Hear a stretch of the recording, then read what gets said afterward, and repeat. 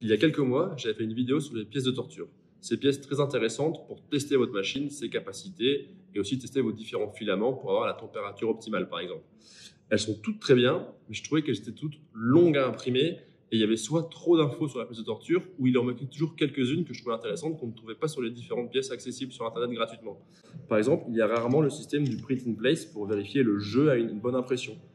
Donc on a décidé à la Biche Renard de créer notre propre pièce de torture qui sera accessible sur le site Kulz, où il y a vraiment beaucoup de choses à lire dessus. Par exemple, les ponts, voir quelle est la capacité de votre pièce à imprimer des petites tiges, du texte en gravé, en bossé, au-dessus, en dessous, sur le côté, sur des chanfreins, pour voir comment s'en sort votre machine, voir s'il y a des cheveux d'ange.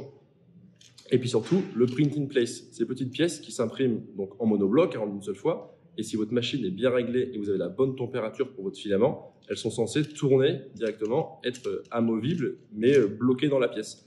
Alors que malheureusement, de temps en temps, si ce n'est pas la bonne température, par exemple, de votre filament, eh bien, les pièces ne pourront pas tourner. Parce que lors de l'impression, votre filament a peut-être un petit peu trop fondu, donc les pièces sont venues se souder à la pièce d'à côté, et malheureusement, ça ne fonctionne pas.